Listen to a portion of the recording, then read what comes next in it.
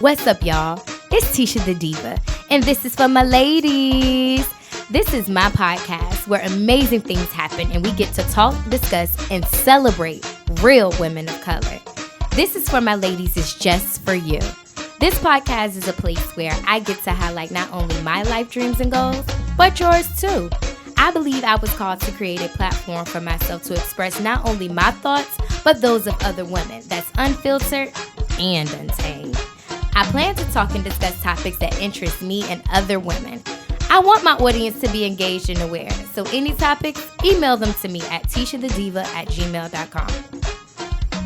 What's up, y'all? Y'all already know what time it is. This is for my ladies. You guys, I am your lovely host, Tisha the Diva, and I have a guest joining me. You all, I'm super excited to have this particular guest joining me on This Is For My Ladies, for the simple fact that she is running for Norfolk Commonwealth attorney. So give it up for Miss Amina Matheny-Willard. Thank you. Matheny, correct? Right. It's a tongue twister. You can call me Amina. It's a tongue twister. Okay. She always said, you can just call me Amina. But that's cool. That's really personable as far as, being that you are running for Norfolk Commonwealth's attorney, on a personal level. Just call me Amina. Right. So welcome, Amina. Thank you. All right, you all. So before we get started with my guest, make sure you all listen to This Is For My Ladies every single Tuesday, streaming on 13 podcast platforms. I am now on Pandora,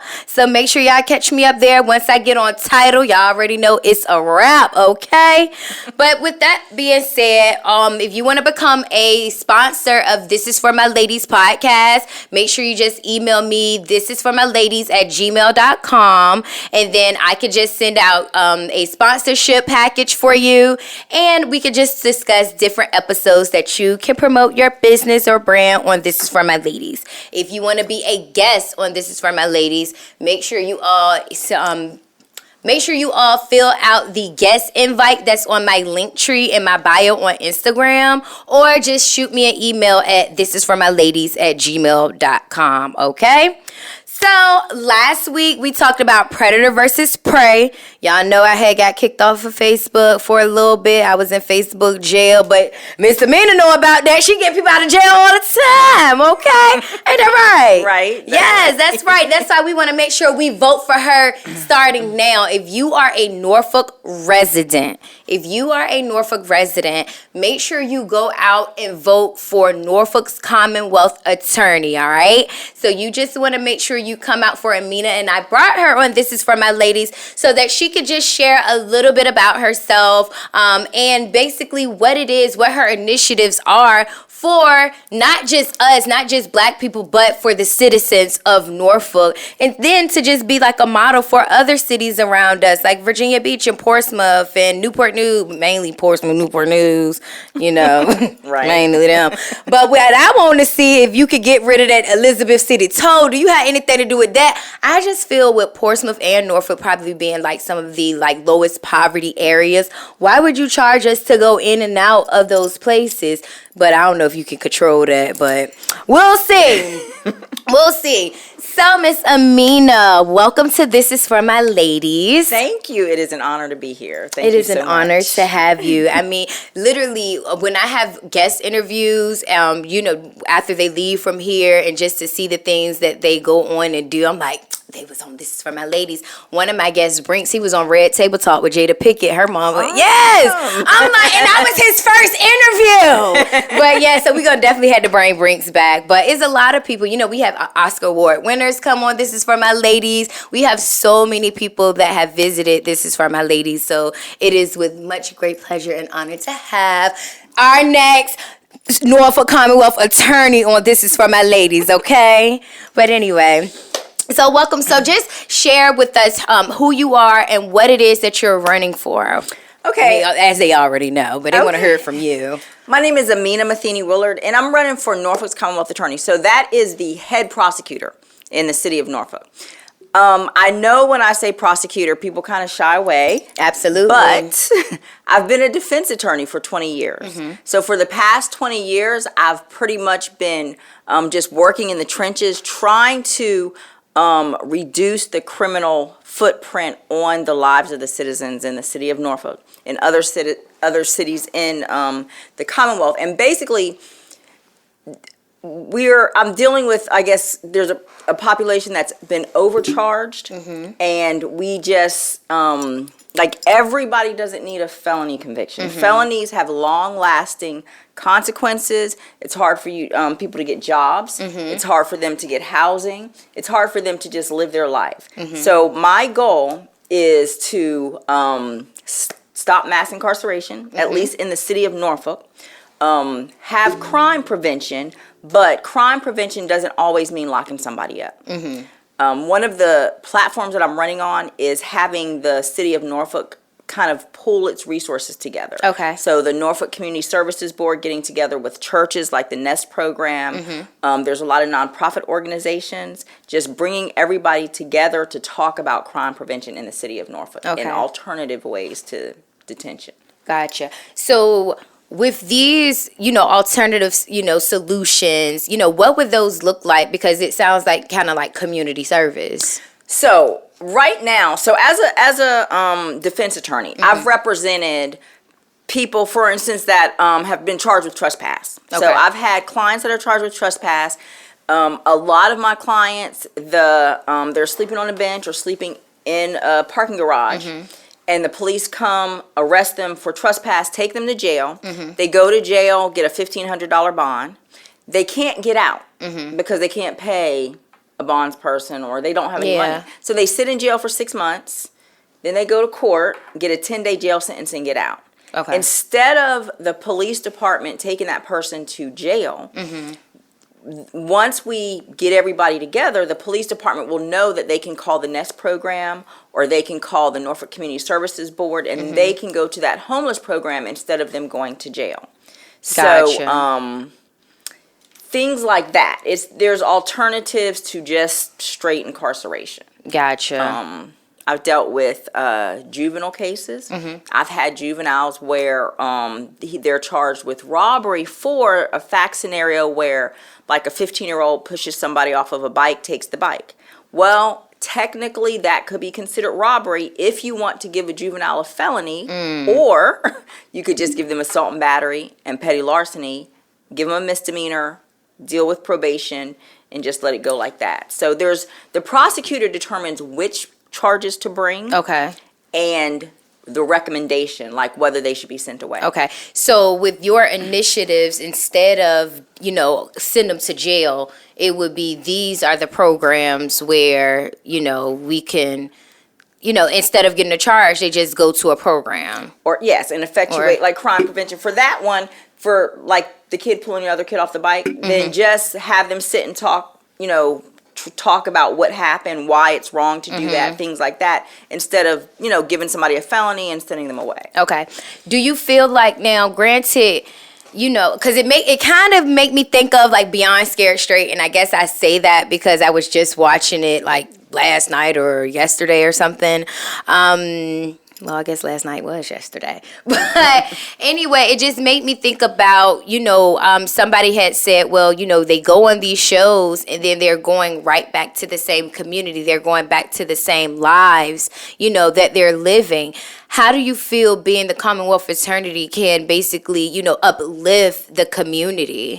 Well, with the platform that I have where we're all coming together, all of that would be addressed by the community. So the community would be involved in the Commonwealth's Attorney's Office. We would meet regularly, and we would have programs like the Girls and Boys Club would be involved. Yeah, we definitely need to bring stuff like Boys and Girls Club back. We would figure out how to get the juveniles, instead of coming to the prison system, get them into the Boys and Girls Club, get them into other activities. We need more trade schools. That too. I feel like we need more.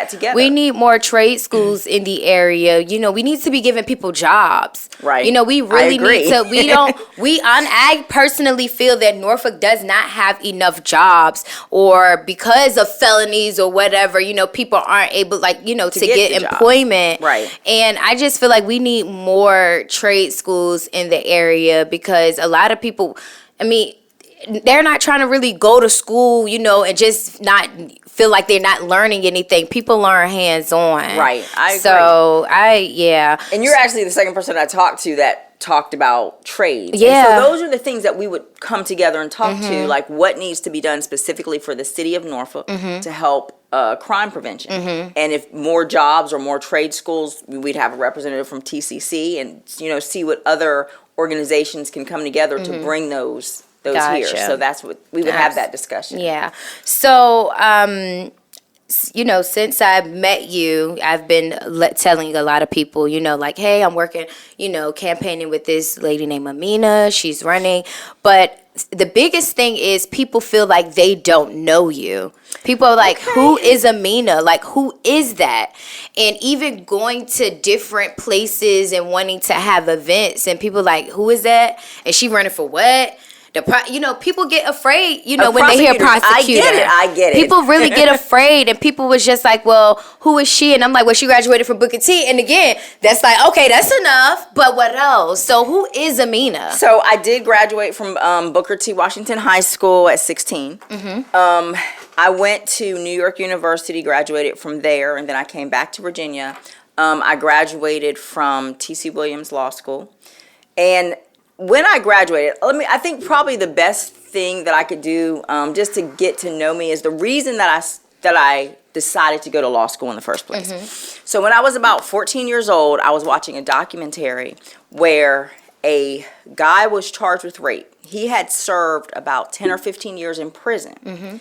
And then they came up with this new evidence where you could test the DNA of old rape kits. And they found out that he was not guilty. After they tested the evidence with this new technology.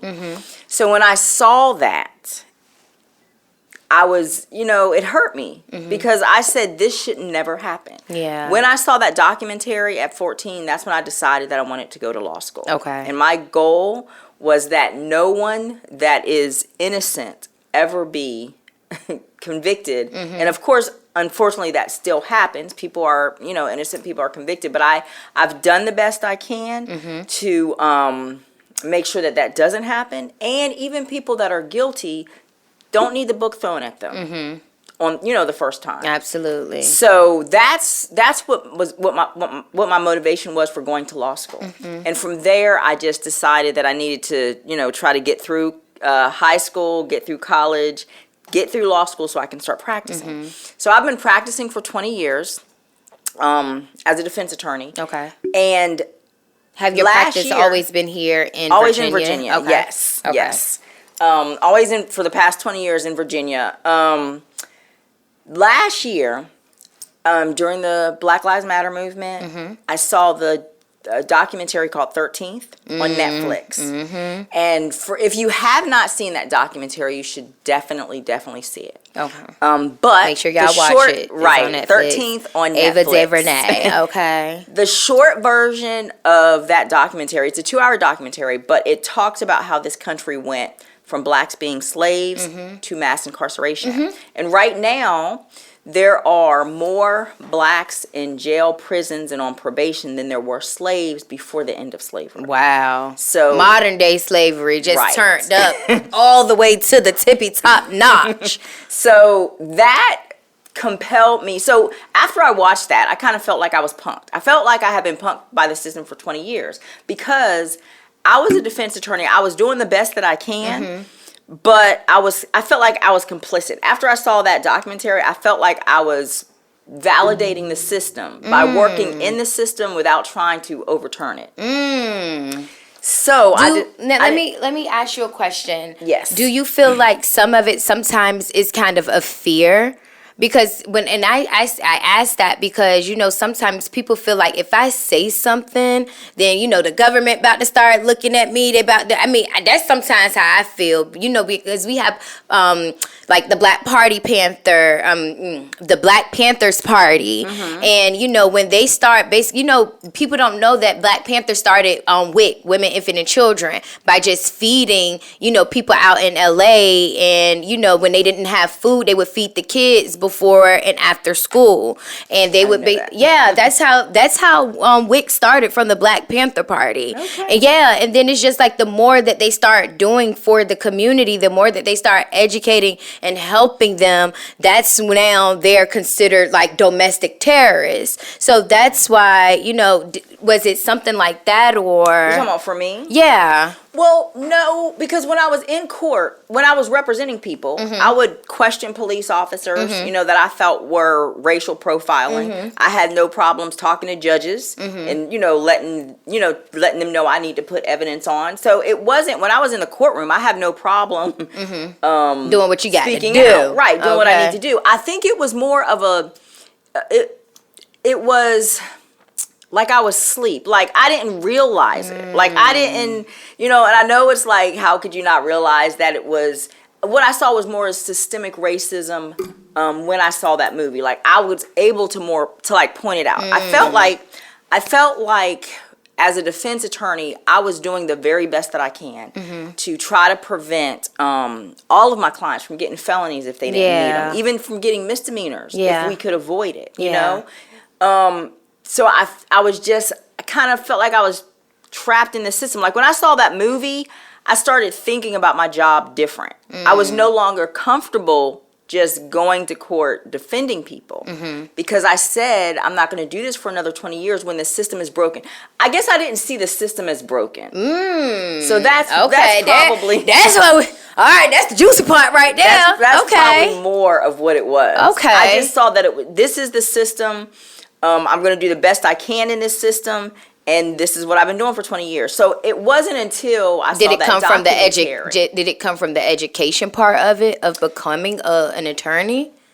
Where you only saw it, you said you didn't see that it was broken. Yeah, I guess, because I just really, once I saw that documentary, I was like, this is a broken system. Like it needs to be fixed. You can't just work in it. So I don't know, I feel like I was asleep. Like I apologized for just waking up last year. Oh my I really goodness. do. Because and you just seen the documentary last year. Just last year. Oh wow. And that's why I decided to run this year. Wow. And it wasn't that I saw the documentary and decided to run. Yeah, right. It's that I saw it and then I kept going to court as a defense attorney and I was like, it's like the scales that fell off your eyes. Right. So and you just saw it through new lenses. You were just seeing stuff through the rose-colored glasses. Yeah. So I was like, well, I need to put myself in a position where I don't have to fight against a felony. I can just reduce it or dismiss it. Period. Throw it out of here. I don't even know why I'm here today, Judge.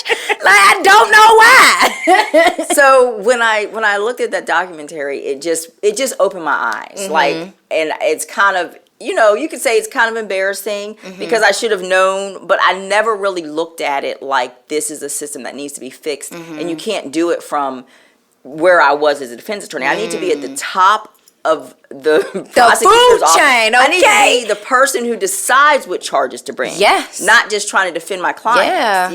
So that's what I'm doing. Okay. So now you know who Amina is. For those who had any questions, she had her head in the books. Now she's trying to fix the system, okay? That's what it really takes. That's just all it takes for somebody to wake up. Right. And I said on my podcast in the past when I was getting a traffic light up, so there's a traffic light at the intersection of Majestic and Princess Anne. There was a 12-year-old boy that was hit and killed, and I petitioned and campaigned to get a traffic light up. There's a traffic light.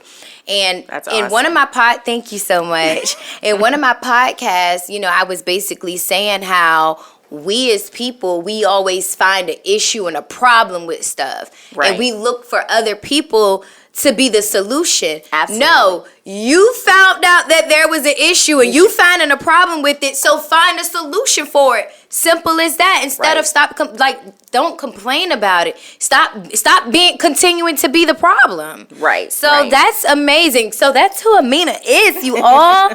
So that's wonderful. That's wonderful. So as far as, putting an end to mass incarceration, like what would that look like? What would that actually take? So first, the example that I gave for juveniles, I can tell you that right now the city of Norfolk sends more juveniles away, like to what I call juvenile prison, which is upstate, okay, than any other city in all of the entire Commonwealth of Virginia. Norfolk sends more juveniles away for 2018, 2019, and 2020. So what is happening is the prosecutors are deciding to charge that scenario that I gave you about a robbery versus misdemeanor, petty larceny, and assault and battery. They're deciding to charge juveniles for robbery. That's an example. Instead of 2 misdemeanors, and then when they get to sentencing, oh, he's a violent person, he has to be sent away. That is the prosecutor's office. The prosecutor picks the charge. So, and you said that Greg Underwood is the current prosecutor right now? Well, he's the head of the prosecutor's office right now. He is retiring. Okay. The other person is Ramin Fadahi. He's been there for 8 years. Okay. So he's kind of sitting in the seat right now. Right. A little bit. He's being groomed. He's been in. I saw it. I got the letter, the piece of paper in the mail over the weekend. Right, that he's being endorsed. So it's going to be the same thing. So he's being groomed to continue to send our juveniles away. Right. Period is that. We need to get him out of there. So now being serious, sometimes people say that, okay, yeah, they're, picking this person and all that stuff, and then they try to bring a black person in to, rally us up, and Obama and change has come, and then they try to push an agenda. How do you feel about that? What do you say to that? First, I've never been a prosecutor. I've always been a defense attorney. And my heart is to help people. That's what I've been doing for the past 20 years. That's what I plan on doing for the next 20 years. And so where I see myself with my law degree, being able to qualify as a candidate for Norfolk Commonwealth Attorney to help the citizens in the city of Norfolk not be overcharged. So one of the things in terms of accountability, when I start this Norfolk Community Action Partnership, it will involve the community coming into the Commonwealth Attorney's Office. And what that looks like is y'all coming out. Is y'all coming out and getting involved. I keep trying to tell y'all, it's a call to action on our lives, literally, for real. This is serious. We can't do it if we don't come out, if we don't show up. And not just black people. There are white people and other people that lives in our communities. But we got to do it. Strip the numbers, y'all. Come on. Y'all know we ain't really got no power. She's trying to help us. I'm trying to help us. Sometimes we feel literally, I feel like black Americans right now, African Americans feel helpless right now. Right. We really do. We can literally watch a black person get shot on TV, on our phones. That's the first thing that we're waking up to. Yeah. Somebody getting shot. And she's literally calling the community. This is a PSA. This is a call to action, you all. We got to get out and vote. We really, really do. Right. And voting has already started. So they can come down to City Hall tomorrow. It's Monday through Friday, 8:30 to 5 from...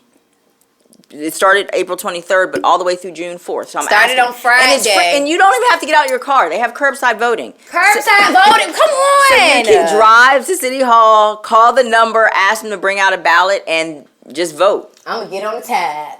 So I catch the tide. I like public transportation. I like to catch the tide. Right. So I need everybody to come out and vote. I will bring you all into the office with me. So in terms of accountability, you're going to be there with me. We will have meetings. We'll have representatives there from each area of the city of Norfolk. At least 3 representatives from each neighborhood. Yes. And one of those, I had indicated it would be a Civic League member. Okay. But someone also who's not in the Civic League from the same community. And someone who has at least 1 felony conviction from the same community. So this is for the community action partnership. We'll be talking about the action partnership. Right. So repeat that again. That for it to be like. So I would be starting the Norfolk Community Action Partnership. And what that means is bringing the entire community into the Commonwealth Attorney's Office. So once a month, we would have a Zoom. It would include churches, civic leagues, nonprofit organizations, but from each community, so from each area of Norfolk, there would be at least 1 representative from the Civic League in that area, 1 representative that's not part of the Civic League Just from a that community same area. resident, or just right, a resident. community Okay. resident.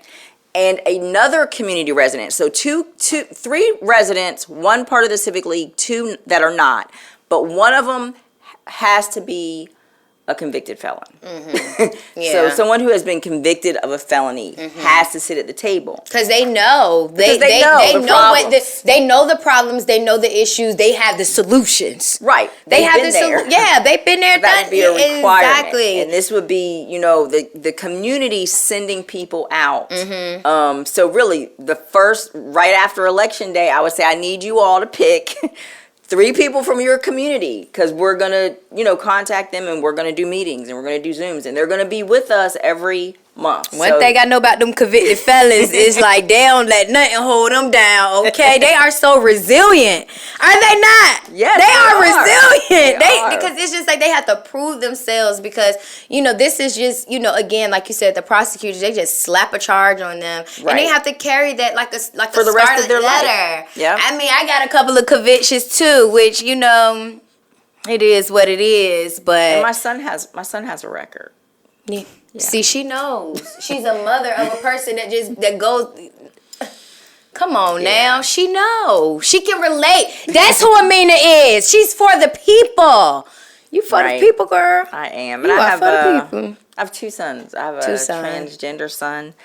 My son that has a record also has mental health issues. And he substance abuse issues and mental health issues. So.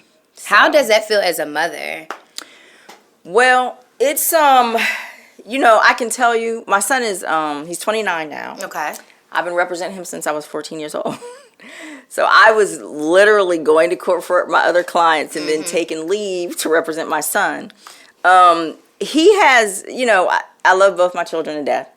To life. I love both my children to life. Yes. But he has actually taught me, like he's literally, just last year, he was in the Norfolk City Jail 3 times. So I know it sounds overwhelming. This is what I can tell you. This is what I can tell you about my son. The police was messing with him. Look, this is what I can tell you about my son.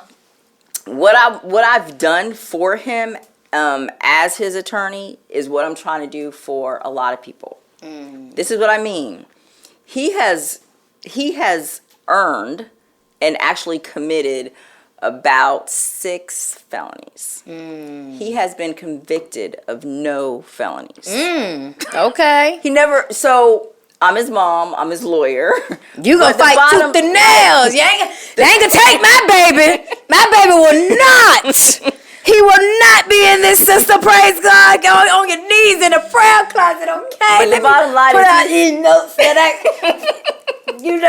Okay? Bottom line is he committed those, but he was able to vote last year, for the presidential election. Nice. So I took him to vote. So he has no felony convictions. But the bottom line is, even though he was charged with them, he never needed to be convicted of them. And it was just about 2 or 3 months ago that he was finally diagnosed with bipolar disorder, which he's had for 6 years, or he's been manifesting for 6 years, and he's on medicine and he's fine. So the bottom line is, what he just was saying that he was just bipolar crimes, or something. Just the stuff. Okay. If anybody has a child that has either bipolar disorder, whether diagnosed or not diagnosed, they already know what it looks like to deal with. That's how I was about to say, yeah, okay. They already know. Okay. So you like, I have clients now that are, dealing with those issues. But it's just, committing crimes, being,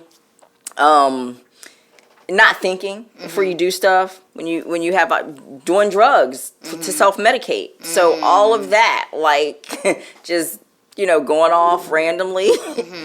At a grocery store, like stuff that people deal with when people have mental health issues. And there's a lot of people that have mental health issues.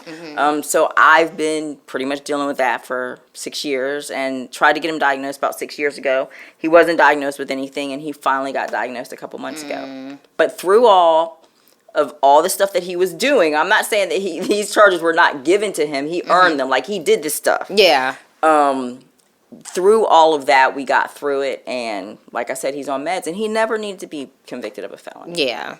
Is he doing better now? He's doing much better now. Nice. Yes. Nice. So those are the kind of things, it's just, we go through a lot as parents. Yeah. I've had to call the police on my son, and always, it's hard as a black woman in this country to call the police on your son. But you can believe that I was always there, and I talked to them before I even told them where my son was. I'm like, look, this is what's going on. He does not need to go to, like, the last time I called the police on him, I was like, he doesn't need to go to jail. He needs to go to a hospital. If you're going to take him to jail, then just don't take him. Just leave him here. I told him who I was. And I know everybody can't say this, but, I'm an attorney. And I told him I'm running for Commonwealth attorney, so don't hurt him. Like, he's not going to want to go with you.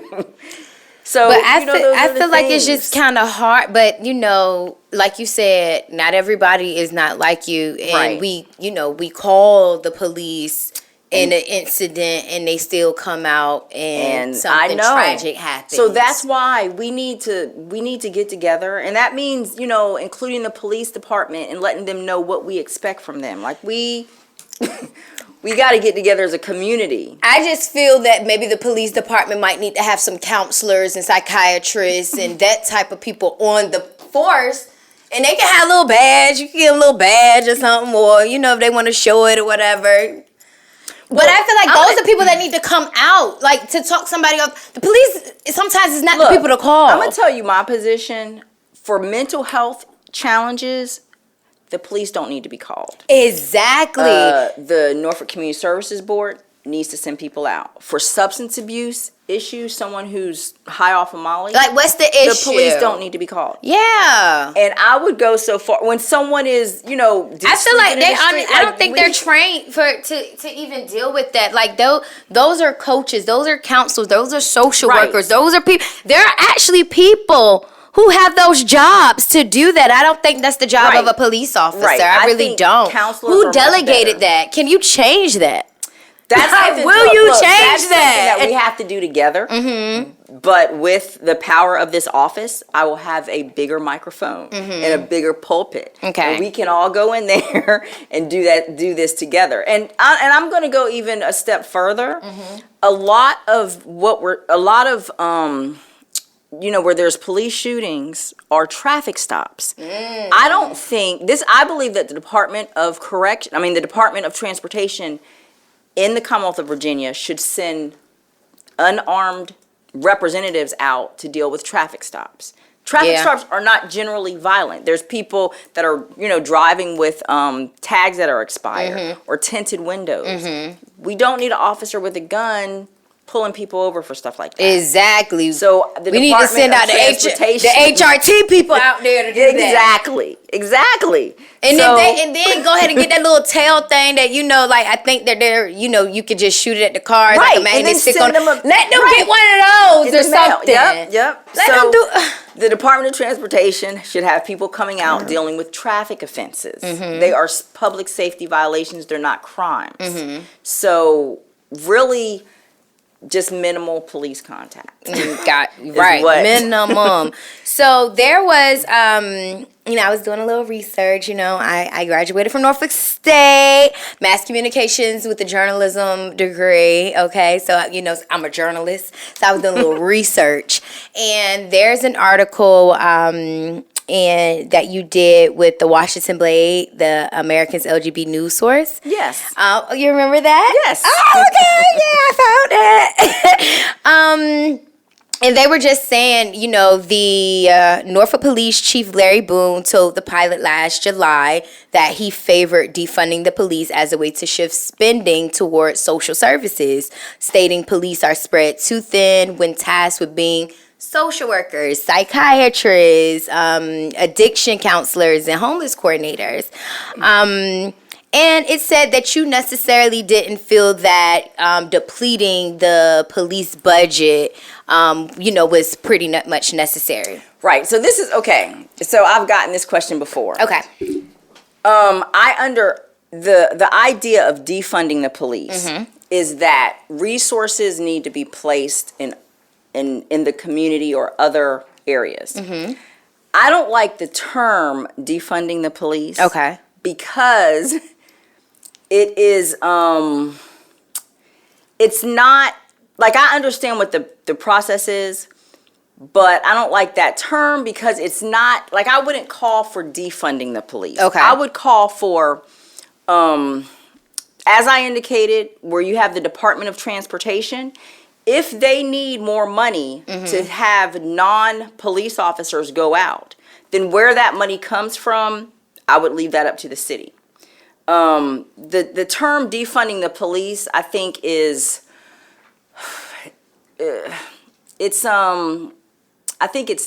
it kind of separates, like, the police from the community. You know what I mean? No, I mean, I get what you're saying, So but this is what I think. Because when you there's money in taking money from the police to fund Department of Transportation. If that is what's necessary, I don't have a problem with the concept of it.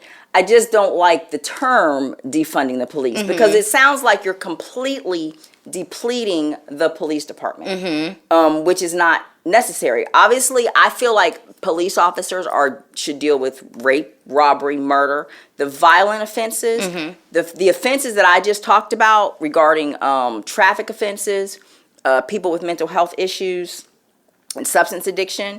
They should be dealt with by different departments, like Norfolk Community Services Board and the Department of Transportation. So that is the concept, that these other areas are dealing with that.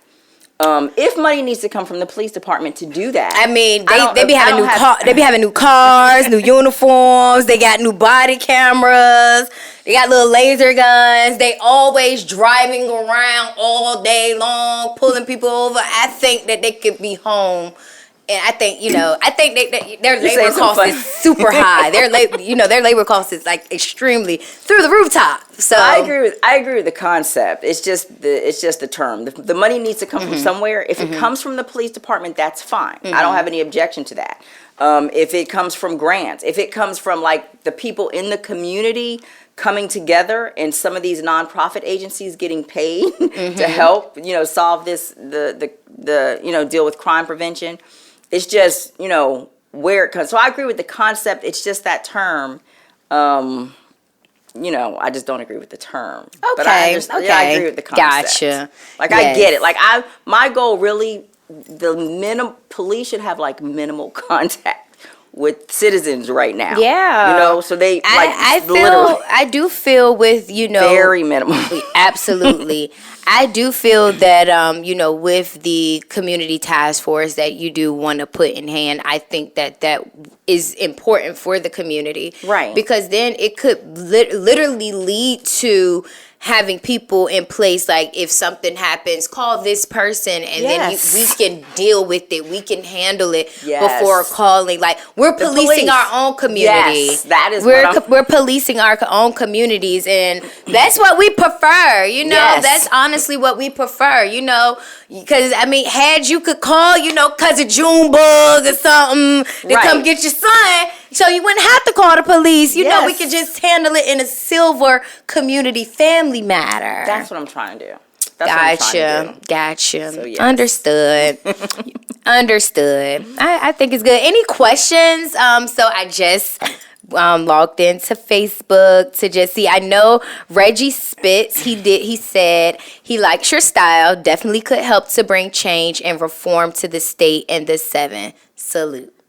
So thanks, Reggie. Thank you, so, Reggie. Okay, Shaquita, she is just tuning in. Okay, hey, Mo. Oh, hey, Mo.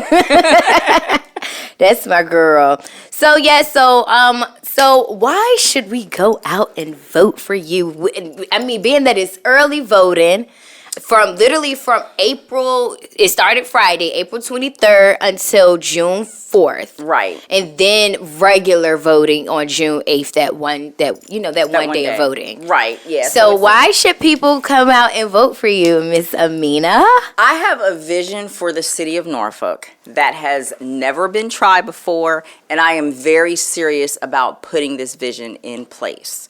This is a vision where the entire community comes together. The city of Norfolk comes together and makes decisions about crime prevention, where we are going to be talking about what we want in terms of policing.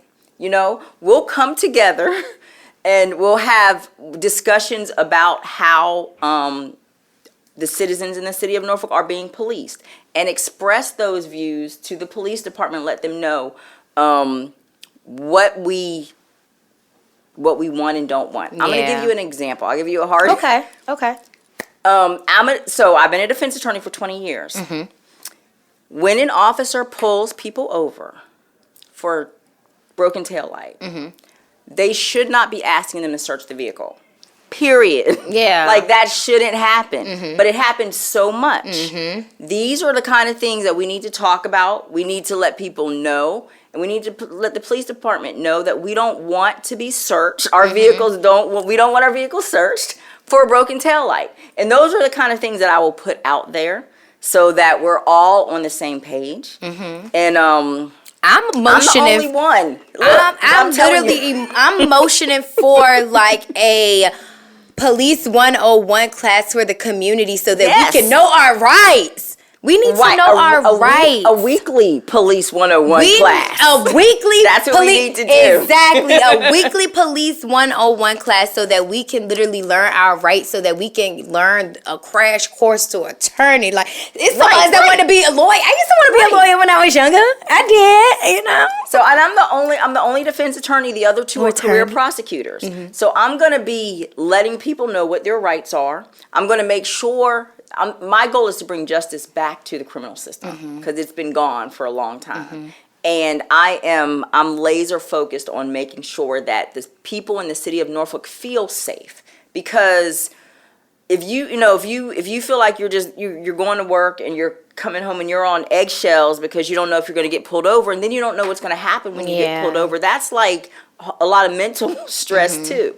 So all of that needs to go away, and I'm committed to making sure that the citizens in the city of Norfolk feel safe just going to and from work. And I'm committed to doing that with the people in the city of Norfolk. Like, all of y'all would be coming into the Commonwealth Attorney's office with me. We attorneys now, y'all. That has never been done. So I want to do this. I want us to do it together. Yeah. And I want Norfolk to be like an example for the rest of the Commonwealth. Like, then we need to deal with Virginia Beach and Chesapeake. I be telling everybody, listen, I'm born and raised from Norfolk, and I just feel like we are elite. I don't know about them other cities, and I know what they say. I know what they try to do, but everybody loves Norfolk. Norfolk is the melting pot. We're like the heartbeat of this place. Like, if there would be nothing if it wasn't for Norfolk, you all. So let's be the model. Right. Let's start here. Let's start in our own backyards, okay? Right. And we have Amina that's literally willing to come out on, a platform like This Is For My Ladies to basically share what it is that she's planning to do and that she will do once we elect her into office, you all. So I'm super excited about it. I'm confident. Too. I'm very, This will be so fun. Mm-hmm. And then I could just come on here regularly. Yeah, girl, yes. No, girl, we could do like a little weekly, like, because I do it every Tuesday. Right. I could probably do, like, roll out the memos or something. You could do the police 101 thing. Let's get a job. That's what I'm talking about. That's what we need to do. But that's how it starts. Yep. That's because, This Is For My Ladies. It's for the community, okay? Y'all already know I'm like community leader Tisha out here. All right? Y'all know I'm a big stuffer. That's why I got the Commonwealth Attorney up in here, all right? Don't play with me now. So, is there anything else that you would like to say, that you would like to share with us? Maybe a fun fact about you? Okay, I'm a twin. I'm a fraternal twin. Oh, it's a fraternal. I thought it was identical. It's not identical. It was so much more fun when I thought it was identical, but that's still fun. It's a twin. And I can tell everybody that when I was going to, my first year in law school was my sister's first year at Ringling Brothers Circus. Her sister went off to join the circus. She did. All. So, that's amazing. Yes, and she's been awesome. She's in Columbia now. Mm-hmm. And we kind of had different paths, but we're close. Columbia, she's like South Carolina. South America. Country, yeah. Oh, really? Yeah. That's where her husband is from. Oh, so nice. she's visiting there. She lives in Texas, so she'll be back. Okay, cool. So you're definitely gonna have to tell your sister to come up here for the election and everything. Yeah. I feel like we need her spirit and energy. I mean, she said she was a like tiger you. instructor? She's like tiger trainer. Tiger trainer. Yeah. She can whip these. Come on, the cracker. That's what they call them. I didn't know that. That's why they call crackers because they used to crack the whip. Did you know that? I think I heard that. I did not know that. I think I heard that one time. I had forgot about it, but Crack. I didn't. Okay. Wow. So, yeah, I think I actually heard that. Now that you mentioned that, I think we about to crack the whip on y'all because we need y'all to come out. So they're like, y'all to come out and vote. I'm Yes. the only minority on the ballot. I'm the only person that looks like the people that this criminal justice system has been abusing for so many years. Gotcha. So. Gotcha. Do you feel that, saying like, okay, I'm the first African American or the first female. Do you feel like that's kind of like a crutch to kind of get people to come out and vote? I don't think, first of all, I think we support black people. We do support each other.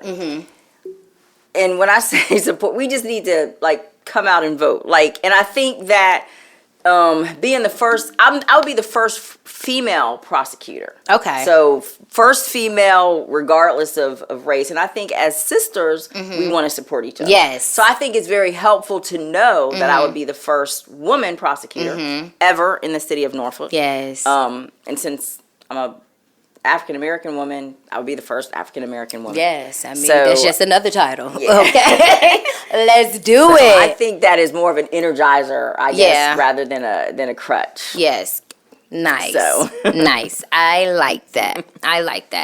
All right, you all. So make sure you all, if you are a city Norfolk resident, a city of Norfolk resident, a Norfolk City resident, make sure you all go out Monday through Friday to City Hall. That's what, 810 Union Street. 810 Union Street, Across okay? from the courthouse. At the, what courthouse? 810 Union, across from the courthouse. Oh, the across new from the courthouse, yes. I know where City Hall was. 810 That's Union where the Street. meetings were. But so I know 8:30 to 5. exactly where it's at. Right. But yes, so make sure you all come out Monday through Friday, 8 a.m. to 8:30 to 5 p.m. 8:30 to 5 p.m. They have curbside voting. Right, you don't even have to get out of your car. And that's where like you would go to like the DMV Select. Is that little Yeah, the loop DMV right there? Select is in there too. Yeah. Yep, that loop, you just go to the loop, stop and call the phone number. They'll bring out a ballot. You fill out the ballot and give it to them and you can leave. Come on, you easy could do it 10 peasy. minutes,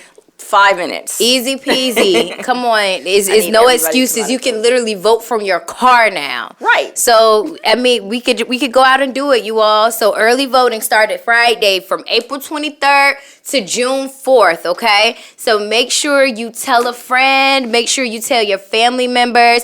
I always make sure you take your kids out so they can see what the process looks like because they like Miss Jackie Glad. That's another one that I wanted to say. I'm glad I brought that up because she called her kids like little citizens and I think that's so cute. Shout out to Jackie Glad. She is running for Super Ward 7, you all, for the city councilwoman.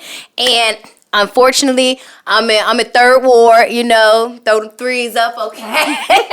I'm in Super Ward 7. Oh, you're Super Ward 7? Yes. Ah, yeah, I so am you're going to be voting for Jackie voting for Glass. Miss Jackie Glass. Yes. Yes, I definitely wanted to make sure that I spread the word. When I tell you, like I said, Jackie is a heavy hitter.